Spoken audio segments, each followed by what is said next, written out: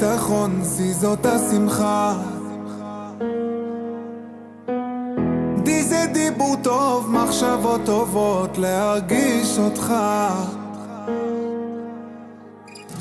איזה איפוק לעמוד בשעת הניסיון, איפה שקשה לך, ומשם תצמח עד שתבוא הגאולה, וכולם